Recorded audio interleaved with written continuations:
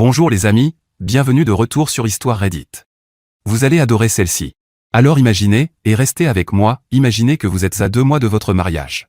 Salle réservée, robe ajustée, 42 000 $ déjà dépensés, et votre fiancé vous fait asseoir et dit « Eh bébé, j'ai juste besoin d'une petite pause pour peut-être, éventuellement, explorer mes sentiments pour mon collègue. Tu sais, juste pour être sûr. Juste pour être sûr. » Comme si elle rendait une paire de chaussures avant la fin du délai de remboursement, et que vous étiez le ticket de caisse. La plupart des gens pleureraient, supplieraient ou s'effondreraient complètement. Mais ce gars-là? Oh non. Il a fait quelque chose auquel personne ne s'attendait. Et le meilleur dans tout ça? Le karma ne s'est pas contenté d'arriver en retard dans cette histoire, il est arrivé avec des preuves, une fiancée de Chicago, et un meltdown Instagram très public. Restez bien jusqu'à la fin, parce que celle-ci devient absolument savoureuse. Ma fiancée voulait explorer ses sentiments pour un collègue, 2 mois avant notre mariage. Alors j'ai tout arrêté et je les ai laissés être ensemble. Devinez qui est revenu après 8 mois. Je m'appelle Nat, 29 ans. Je travaille dans la certification de sécurité aérienne et la conformité des logiciels de vol. En gros, je m'assure que les systèmes qui empêchent les avions de tomber du ciel respectent les normes fédérales. Je passe la moitié de ma vie dans des hangars, des bureaux d'aéroports et des terminaux régionaux à travers le Midwest. L'autre moitié, je la passe sur LIE 70 ou assis à l'aéroport MCI à attendre des vols retardés. Ça paie bien, et je suis bon dans ce que je fais. J'étais fiancé à Katia depuis 14 mois, et nous étions ensemble depuis presque 3 ans au total. Elle est originaire d'Ukraine, est venue aux États-Unis pour ses études supérieures, et y est restée. Je l'ai rencontrée à l'anniversaire d'un ami, dans un bar sur un rooftop dans le Crossroad District. Elle était époustouflante, du genre à vous faire perdre le fil de votre phrase. Cheveux foncés, très marqués, habillée comme sortie d'un magazine de mode européen. Bien au-dessus de ma ligue, du moins c'est ce que je pensais à l'époque, mais elle semblait sincèrement intéressée. On a parlé pendant 2 heures de tout et de rien, sa transition vers la vie américaine, mon boulot bizarre que personne ne comprend, les meilleurs endroits pour manger du barbecue à Kansas City. Elle avait cette façon de vous accorder toute son attention, comme si rien d'autre dans la pièce n'existait. J'étais accro immédiatement.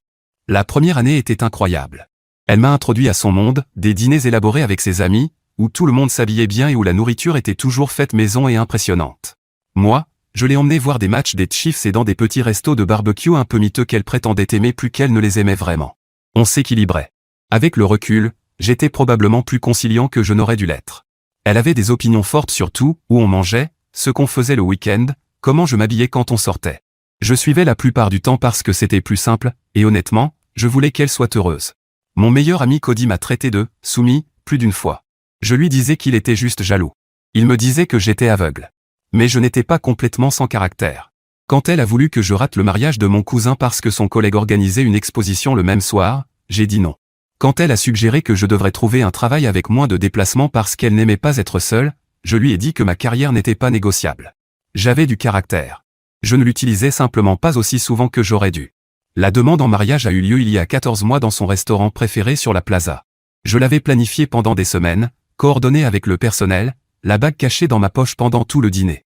La bague elle-même appartenait à ma grand-mère, une pièce vintage avec un diamant central et 2 petits saphirs. Je l'ai fait remettre sur une monture plus moderne parce que Katia avait des goûts précis, et l'ancienne monture n'aurait pas suffi.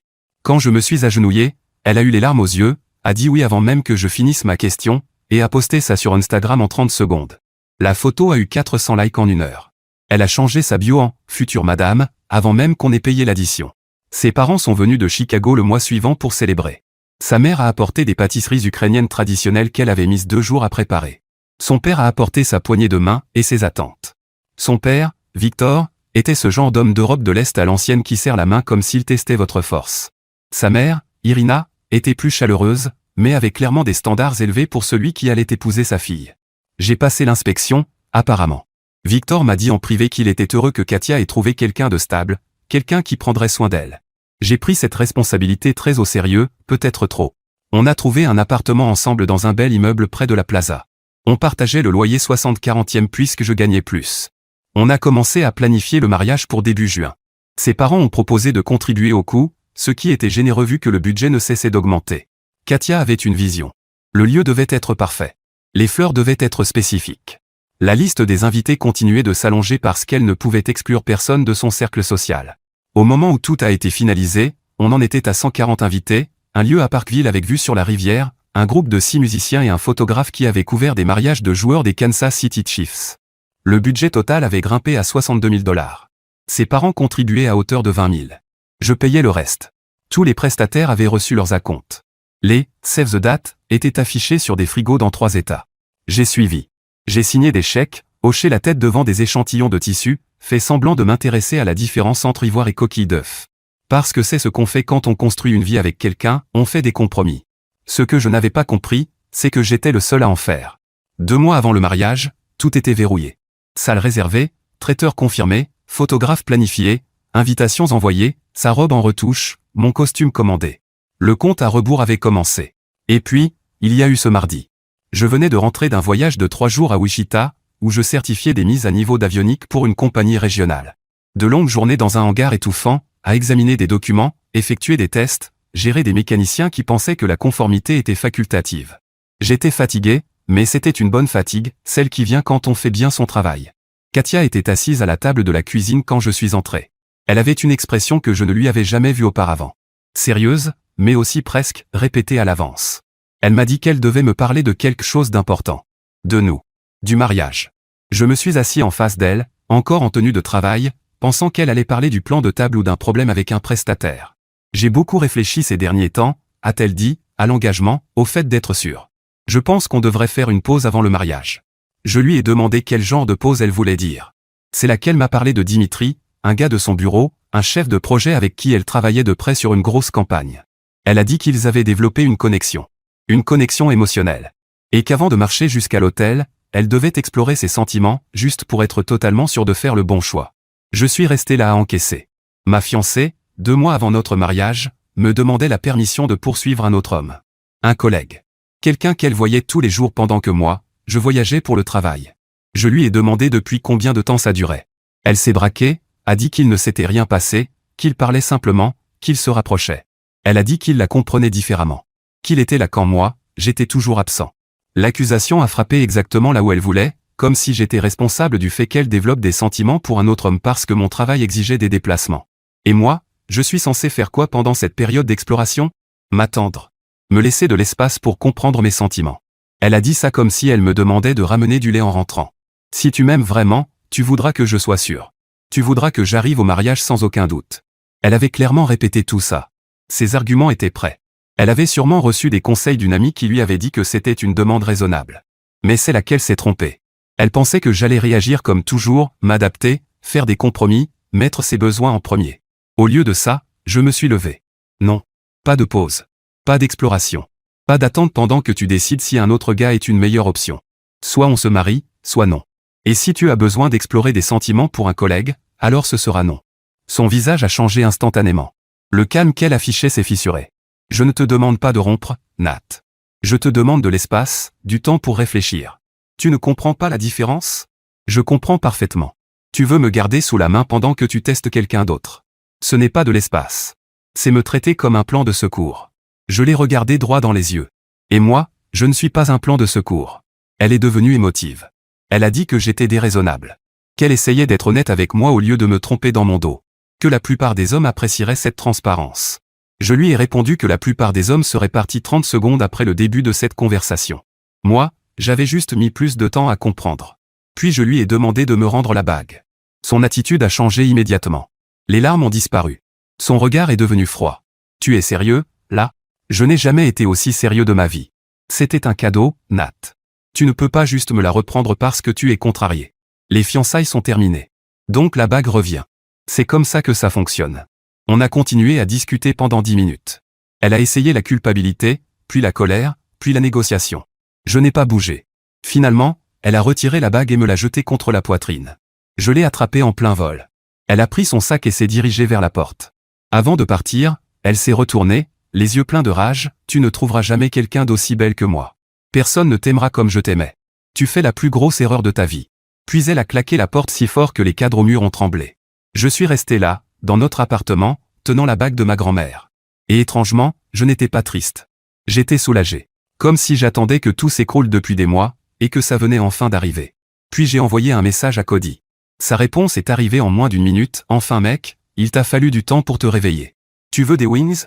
J'arrive. Cody est arrivé 45 minutes plus tard avec un sac d'ailes de poulet de notre endroit habituel, un carnet, et un sourire comme si Noël était arrivé en avance. Il n'avait jamais aimé Katia. Il disait qu'elle me traitait comme un accessoire. qu'elle était plus intéressée par le fait d'avoir un fiancé que par moi en tant que personne. Je la défendais toujours. Je lui disais qu'il ne la comprenait pas, qu'il était injuste. Il s'avère qu'il la comprenait mieux que moi. Il a posé les wings sur la table, ouvert une boisson énergisante et m'a pointé du doigt, raconte-moi tout. Du début à la fin. Ne laisse rien de côté. Je lui ai raconté toute la conversation. Il a écouté sans m'interrompre, ce qui, venant de lui, était rare. Quand j'ai terminé, il a simplement secoué la tête. Franchement, je suis surpris que ça ait pris autant de temps. Une femme qui poste la photo de sa bague de fiançailles avant même d'appeler sa mère n'est pas amoureuse de toi, mec. Elle est amoureuse de l'annonce. Il n'avait pas tort. Puis il a sorti son carnet et a retiré le capuchon de son stylo. On va aborder ça comme un projet. Livrable, échéance, dépendance. Tu es sérieux, là? Mortellement sérieux. La plupart des gars ratent leur rupture parce qu'ils réagissent émotionnellement au lieu de réfléchir stratégiquement. On va s'assurer que tu ne gâches pas tout. Attends, quoi? Tais-toi et écoute, Nat. En 20 minutes, il avait déjà cartographié tout ce que je devais gérer, le bail de l'appartement, les prestataires du mariage, les comptes communs, les abonnements partagés, le contrôle du récit. Il avait même établi des priorités. Les trucs à fort impact et faible effort d'abord, les abonnements. Je n'y avais même pas pensé. Katia et moi avions pratiquement tout regroupé ces 2 dernières années, services de streaming, livraison de courses, stockage cloud, musique, appli de fitness, services de planification de repas, tout sous mes comptes, avec mes informations de paiement. Elle les utilisait constamment. Toute sa vie numérique reposait sur une infrastructure que je finançais. Cody a entouré cette partie de sa liste 3 fois. Ça, juste là, c'est la colonne satisfaction mesquine. Pas nécessaire pour la rupture, mais important pour le moral. Il a souri. Mon moral, en particulier. Je lui ai dit que je ne voulais pas être mesquin. Ce n'est pas mesquin, c'est pratique. Pourquoi tu paierais des services pour quelqu'un qui vient de te demander d'explorer une relation avec un autre gars? Il s'est adossé. Et puis, la voir se faire déconnecter de tout, un par un, ça va être quelque chose.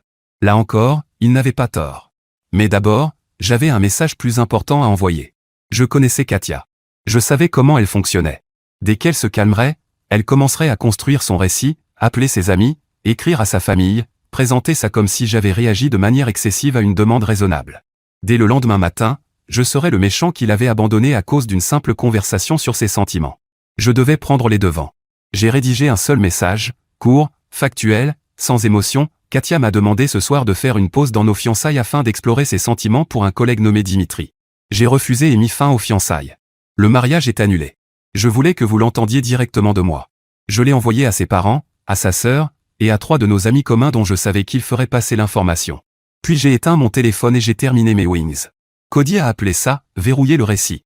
Il disait que dans toute rupture, celui qui contrôle l'histoire contrôle le résultat. Et je venais de rendre impossible pour elle de réécrire ce qui s'était passé sans donner l'impression de mentir à sa propre famille qui avait déjà reçu ce message. D'accord, attendez une seconde, c'est moi. Envoyer ce message à ses parents, à sa sœur, à leurs amis en commun, avant même qu'elle ait eu le temps de comprendre ce qui venait de se passer, ce n'était pas simplement contrôler le récit. C'était calculé. Stratégique. Et oui, ça a fonctionné. Mais soyons honnêtes sur ce que c'était vraiment. C'était un homme qui s'assurait absolument qu'une femme qu'il avait aimée pendant 3 ans n'aurait aucun atterrissage en douceur. Aucun délai. Aucune chance de présenter sa propre version de l'histoire. Alors, avait-elle tort? Complètement. Méritait-elle des conséquences? Absolument. Mais il y a une différence entre se protéger et s'assurer que quelqu'un d'autre brûle complètement. Je ne dis pas que Nat était le méchant. Il ne l'était pas.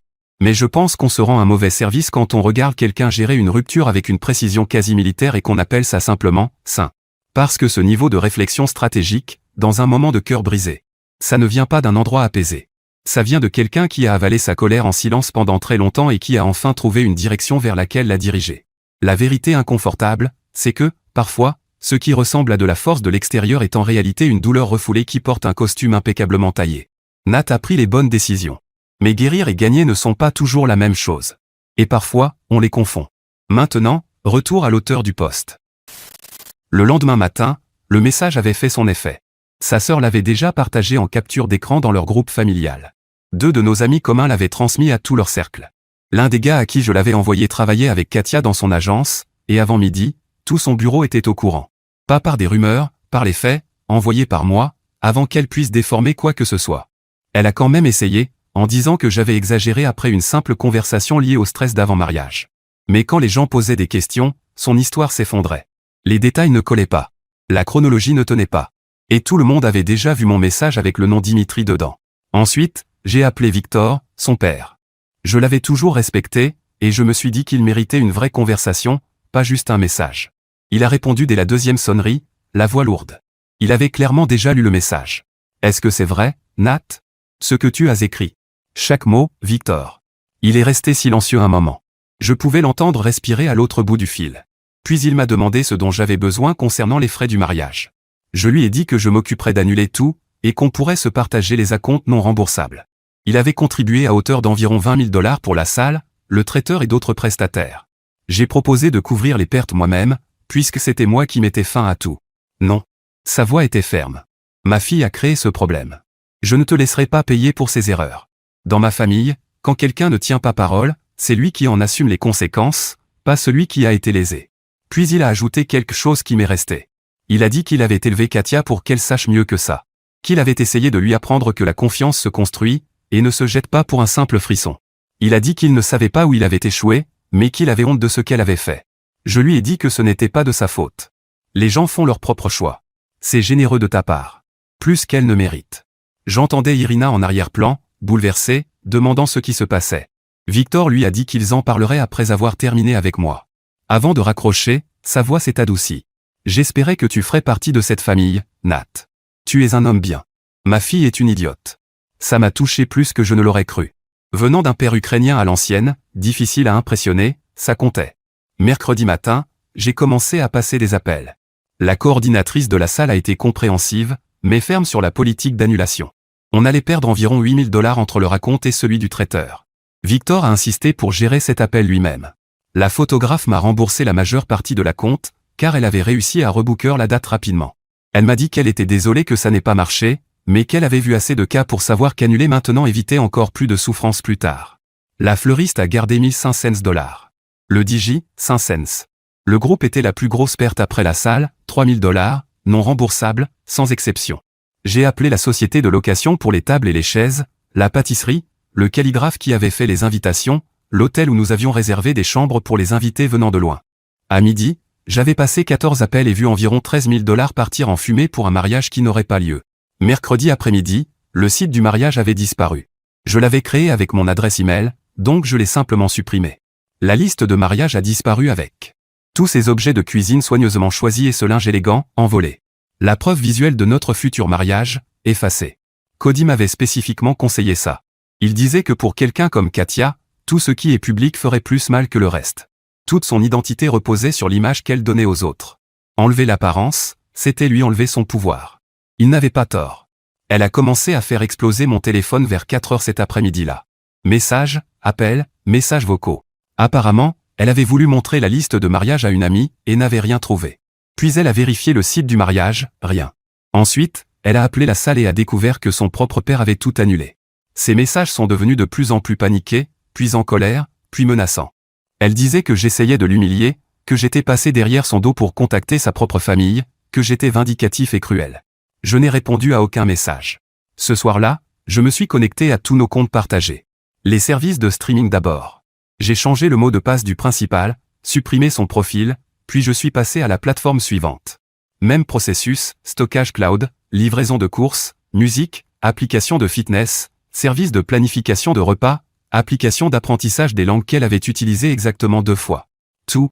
Cody était assis en face de moi, regardant la scène en souriant. Il avait apporté des snacks. On aurait dit le GIF de Michael Jackson. C'est mieux que n'importe quelle série qu'on aurait pu regarder sur ces plateformes, a-t-il dit en mangeant des chips. Je sais que c'était mesquin. Mais Cody avait raison. Pourquoi devrais-je continuer à payer pour quelqu'un qui venait de me mettre de côté pendant qu'elle cherchait mieux ailleurs? Les messages qui ont suivi étaient « quelque chose ». Apparemment, elle était en train de regarder une série quand tout s'est déconnecté. Puis elle a essayé de commander des courses, paiement refusé. Puis elle n'a plus pu accéder à sa playlist qu'elle construisait depuis des mois. Puis elle a tenté d'ouvrir le stockage cloud où elle gardait tous ses fichiers de travail et a reçu une erreur de mot de passe. Les messages sont passés par plusieurs phases, d'abord la confusion, puis la réalisation, puis la colère. Elle m'a même laissé des messages vocaux furieux. Son accent revenait. « Tu as tout annulé? Tout? Je suis en plein épisode, Nat. Tu es tellement mesquin, tellement immature. Je n'arrive pas à croire que j'ai perdu 3 ans avec toi. Tu crois que ça me fait mal? Ce n'est rien. Tu n'es rien. » Cody était mort de rire en écoutant ça. Mec, elle est en pleine crise existentielle. Elle a essayé de s'inscrire elle-même au service, mais apparemment certaines fonctionnalités premium que je payais n'étaient pas disponibles dans les versions de base. Elle m'a renvoyé une série de messages pour me demander si j'allais vraiment la forcer à payer le prix complet pour des services qu'elle utilisait gratuitement depuis 2 ans. Je n'ai répondu à rien. C'est ça, le meilleur, a dit Cody. Le silence. Rien ne va la rendre plus folle que le fait que tu n'interagisses pas du tout. J'ai mieux dormi cette nuit-là que depuis des mois. La situation de l'appartement, c'était le gros morceau. Nous étions tous les deux sur le bail, qui courait jusqu'en octobre. Le rompre plutôt signifiait des pénalités, et je ne voulais pas passer des mois à cohabiter dans une ambiance tendue pendant qu'elle décidait de la suite. En plus, il y avait le risque qu'elle essaie de me compliquer la vie. Apparemment, après la coupure des abonnements, elle a décidé de riposter.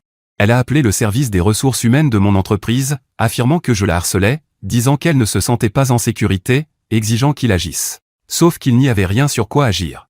Je ne l'avais pas contacté directement depuis la réunion concernant le bail. Tous ces messages étaient restés sans réponse. Le message que j'avais envoyé à sa famille était factuel, sans menace ni insulte. Les RH m'ont appelé. Je leur ai envoyé les captures d'écran montrant qu'elle était celle qui envoyait des messages agressifs, et ils ont clos le dossier en environ 20 minutes. Ensuite, elle a tenté d'appeler la gestion de l'immeuble pour me faire retirer du bail, en prétextant un environnement de vie hostile. Sauf que je ne vivais plus là. Je logeais temporairement chez Cody pendant que je préparais mon déménagement, et le gestionnaire de l'immeuble, qui avait vu assez de ruptures pour écrire un livre, n'avait aucune envie de s'impliquer dans notre situation au-delà des formalités. Elle a aussi essayé de me devancer auprès des prestataires du mariage. Elle a appelé la salle en prétendant gérer l'annulation elle-même, en essayant de rediriger les remboursements vers son compte. La coordinatrice de la salle m'a appelé pour vérifier. Quand j'ai expliqué la situation, elle a signalé le numéro de Katia dans leur système. Le traiteur a reçu un appel similaire. Même résultat. Ses tentatives pour se venger ne fonctionnaient pas, parce qu'il n'y avait rien à attaquer. Je ne réagissais pas. Je n'attaquais pas. Et elle ne savait pas comment se battre contre ça.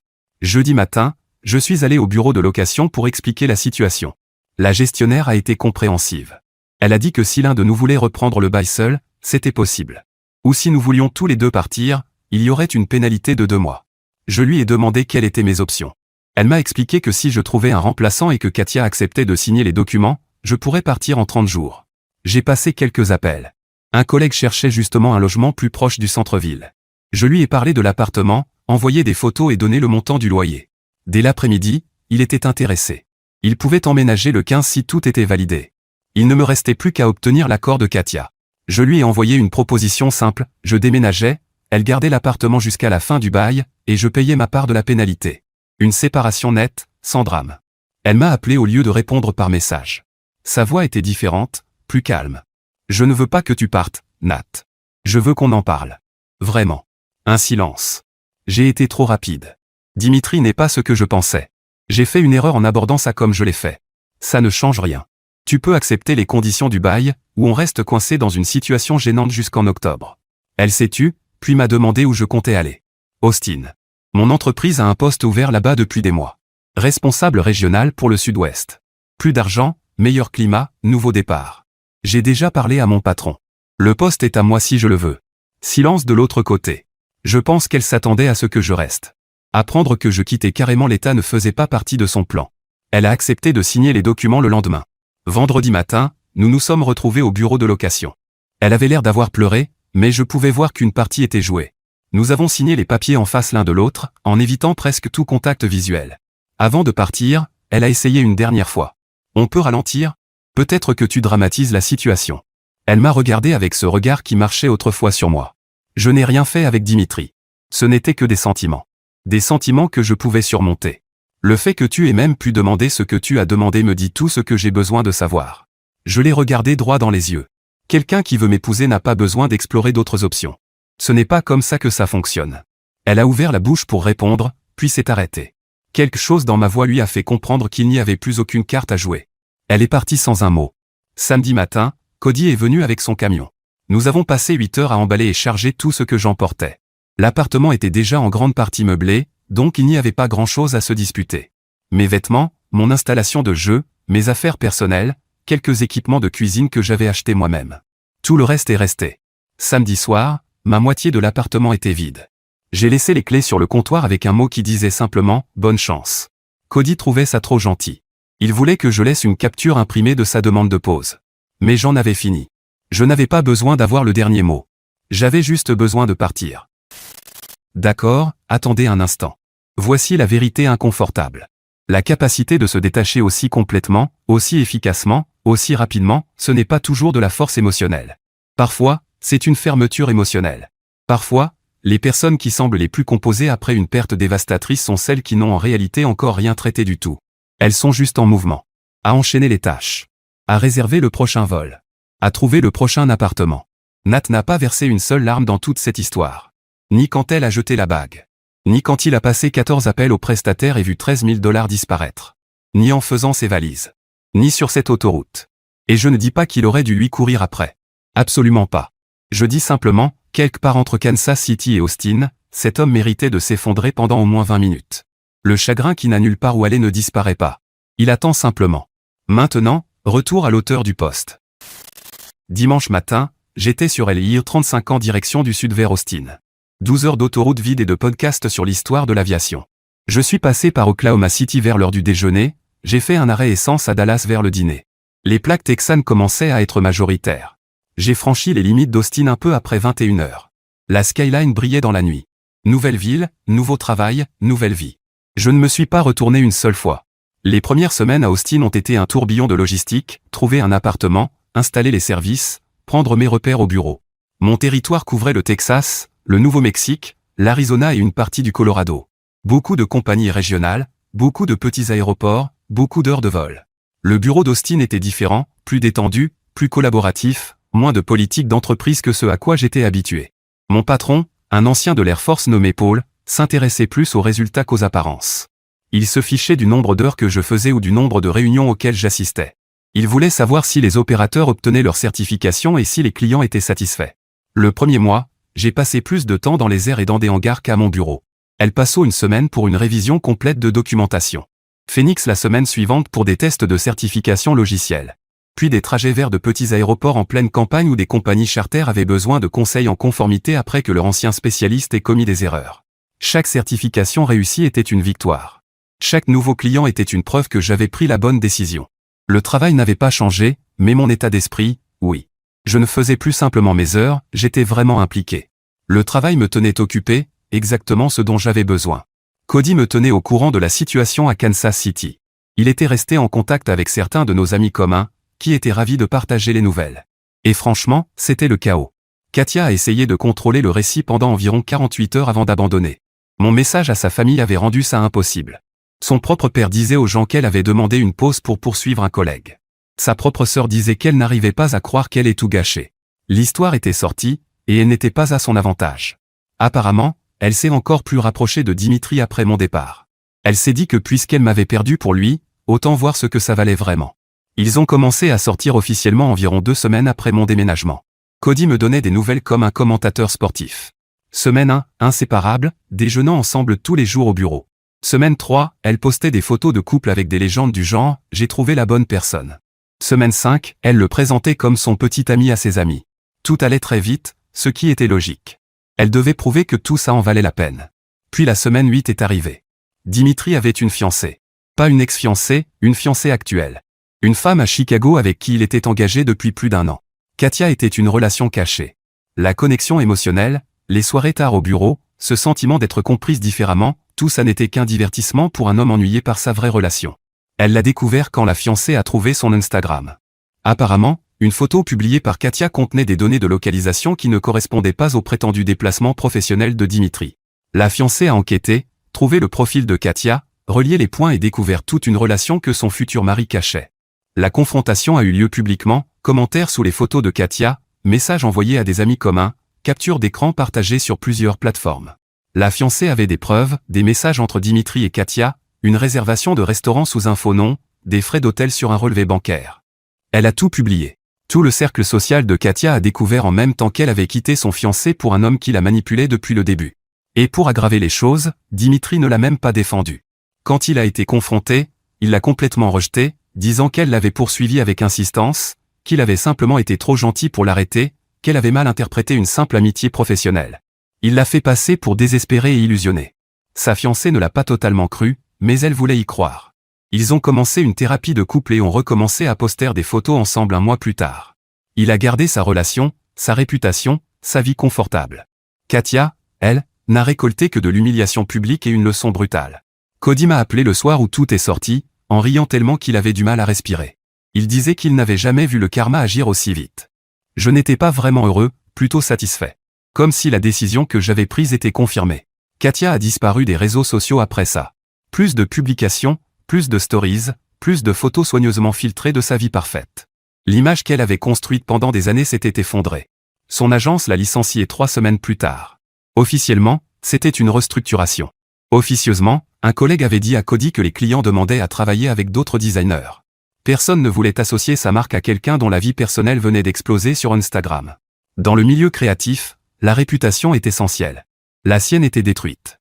Pendant ce temps, moi, je m'épanouissais. J'ai atteint mes objectifs de vente pour le premier trimestre. J'ai reçu des retours positifs de 3 clients différents sur mon travail de certification. J'ai commencé à me créer une routine à Austin, salle de sport le matin, travail la journée, découverte de la ville le week-end. J'ai trouvé un super appartement près du centre-ville avec vue sur Lady Bird Lake. J'ai commencé à faire de la randonnée le week-end, rejoint une ligue de volley récréatif via le travail, et je me suis fait des amis au bureau, d'autres personnes venues d'autres villes comme moi. Pour la première fois depuis des années, j'avais l'impression de vraiment vivre ma propre vie, sans constamment m'adapter à ce que quelqu'un d'autre voulait. Je faisais simplement ma vie. Honnêtement, c'était génial. 6 mois après mon arrivée à Austin, j'allais mieux que depuis des années. Plus stable, plus confiant, plus moi-même. Le travail s'était révélé encore meilleur que prévu. Mon territoire s'élargissait, mes résultats étaient solides, et mon patron parlait déjà d'une promotion au poste de directeur dans l'année. J'avais recommencé à sortir vers le 4e mois. Rien de sérieux, juste reprendre doucement. Puis j'ai rencontré Rebecca. Elle était ingénieure commerciale pour une autre entreprise aéronautique. On s'est rencontrés lors d'une conférence à Dallas.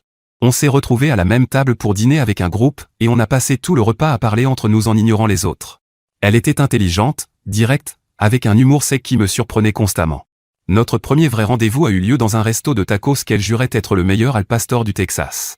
Elle avait raison. On a parlé pendant 3 heures, et tout semblait facile, d'une manière que ma relation avec Katia n'avait jamais été. Elle connaissait mon histoire, au moins la version abrégée. Elle n'a pas insisté pour avoir les détails. Elle a juste dit que j'avais géré ça correctement, puis a changé de sujet. Avec Rebecca, j'existais simplement. Elle m'aimait pour qui j'étais réellement. Quand je rentrais épuisé et que je voulais juste commander une pizza et regarder quelque chose sans réfléchir, ça lui allait. Quand je voulais passer un samedi à faire de la randonnée plutôt qu'à un brunch branché, elle enfilait ses bottes. Cody l'a rencontré quand il est venu me rendre visite. Son verdict ? C'est la bonne. Il disait que c'était la première de mes copines qui semblait réellement intéressée par moi, et pas juste par le fait d'avoir un petit ami. Par le bouche à oreille à Kansas, j'entendais encore des bribes de la vie de Katia. Elle était retournée à Kansas City après avoir passé un temps chez ses parents à Chicago. Sa carrière de designer avait stagné parce que toute l'histoire s'était étalée devant son réseau professionnel. Victor et moi étions restés vaguement en contact. Il m'envoyait parfois des messages, des nouvelles des Chiefs, ou me demandait comment allait le travail. Il ne mentionnait jamais directement sa fille, mais le sous-entendu était toujours là. 8 mois après la rupture, il s'est passé quelque chose. Mon entreprise m'a renvoyé au Kansas pour une semaine. Une grosse réunion client, une revue réglementaire, le genre de mission qui nécessitait mon expertise. Je devais rester 5 jours. Je ne m'inquiétais pas de croiser Katia. Je savais qu'elle était revenue à Kansas City, mais c'est une grande ville. Les chances de tomber sur elle par hasard étaient quasi nulles. Le travail s'est bien passé. 4 jours de réunion, d'inspection et de revue de documents. Jeudi soir, j'avais terminé et il me restait une soirée libre avant mon vol du vendredi après-midi. Cody a insisté pour qu'on se voie. Il a proposé un nouveau restaurant dans le Crossroad District, ouvert après mon départ. Il paraît qu'on y mange très bien. J'ai accepté. Le restaurant était plein quand je suis arrivé. Cody avait déjà pris une table au fond et commandé une entrée. On a passé la première heure à discuter normalement, son travail, le mien, Rebecca, ses derniers désastres amoureux, des choses classiques. Puis je l'ai vue. Katia était de l'autre côté du restaurant avec 2 femmes que je ne connaissais pas. Elle était bien habillée, maquillée, tout en présentation. Mais quelque chose clochait. La confiance qu'elle avait autrefois semblait forcée. Elle riait un peu trop fort, regardait autour d'elle pour voir qui la remarquait. Je l'ai observée une 30aine de secondes. Elle avait perdu du poids. Sa tenue avait l'air moins chère que d'habitude. Son nouveau travail ne devait pas payer autant que son ancien poste. Elle ne m'avait pas encore vu. J'ai hésité à partir, mais Cody avait déjà remarqué ce qui avait attiré mon attention. Quand il l'a vue, il a affiché un énorme sourire. « Ne pars surtout pas », a-t-il murmuré. « C'est parfait. L'univers te fait un cadeau. Accepte-le. » Je lui ai dit que je ne voulais pas de drame. Il a répondu que ce n'était pas une question de drame. Elle devait me voir heureux. Passer à autre chose. Ça ferait plus que n'importe quel mot. Alors je suis resté. J'ai continué à discuter, à manger. 20 minutes plus tard, elle m'a remarqué. Son sourire faux a vacillé une seconde avant de revenir. Elle a retouché son rouge à lèvres avec la caméra de son téléphone, puis s'est dirigée vers notre table. Cody s'est adossé à sa chaise. Ne lui donne rien, a-t-il dit doucement. Elle s'est arrêtée devant nous. Nat, je ne savais pas que tu étais en ville. Juste pour le travail. Je repars demain. Je ne me suis pas levé. Je ne lui ai pas proposé de s'asseoir. Elle est restée debout un moment, attendant clairement plus. Quand je n'ai rien fait, elle a continué. Comment tu vas? Austin te plaît? Une pause. Tu vois quelqu'un? Austin, c'est bien. Le travail est super. Et oui, je vois quelqu'un. Ça se passe très bien. L'expression sur son visage était inestimable. Ce moment où elle a compris que le plan de secours sur lequel elle comptait n'existait plus. Tu es heureux? A-t-elle demandé. Vraiment heureux? Oui. Je le suis.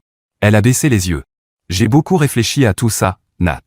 Je sais maintenant que ce que j'ai demandé était mal. J'aimerais pouvoir revenir en arrière. J'ai hoché la tête. J'apprécie que tu le dises. Elle a attendu, espérant plus. J'espère que tu trouveras ce que tu cherches, Katia. Puis je me suis tourné vers Cody et j'ai repris ma fourchette. Elle est restée là quelques secondes, ne sachant pas quoi faire. Je n'ai pas relevé les yeux. Elle est partie sans un mot. Cody a attendu qu'elle soit retournée à sa table avant de parler. Incroyable. Tu as vu sa tête? J'ai haussé les épaules. Ouais. Peu importe. Il a levé son verre. À ta transformation au bon moment. Je vais raconter cette histoire à chaque barbecue jusqu'à la fin de ma vie. Fais-toi plaisir. On a terminé notre repas. Le lendemain, j'ai pris mon vol pour Austin. Rebecca est venue me chercher à l'aéroport. Elle m'a serré dans ses bras et m'a demandé comment s'était passé mon voyage. On est allé dîner dans notre endroit habituel. Et honnêtement, je n'ai jamais été aussi heureux. Alors ma famille YouTube, voici mon avis là-dessus. Je ne vais pas prétendre que Nat a tout géré parfaitement, annulé tous les abonnements pendant qu'elle était en plein épisode. Mesquin. Drôle, mais mesquin. Il serait le premier à l'admettre. Mais voilà, sous tout ça, ce gars a en réalité fait quelque chose de vraiment rare. Il a pris une décision nette et ferme sous pression, sans jamais hésiter. Pas de « peut-être qu'on peut arranger ça », pas de message désespéré à 2 heures du matin, pas de supplication pour qu'elle revienne sur sa décision. Il est juste parti. Calmement. Complètement. Et il s'est reconstruit. Et Katia?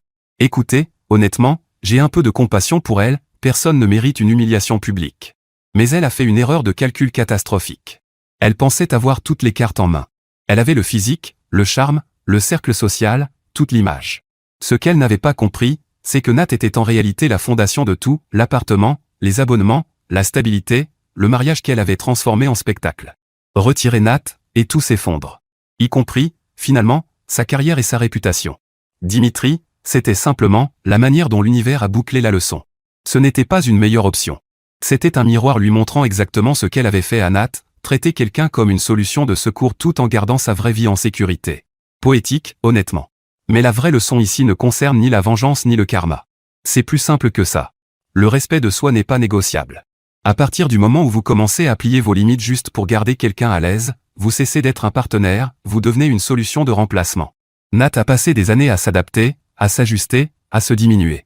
Et dès qu'il a enfin arrêté, toute sa vie s'est ouverte. Meilleur travail, meilleure ville, meilleure relation avec Rebecca, meilleure version de lui-même. L'autre leçon, votre réputation se construit dans les moments de pression, pas dans le confort.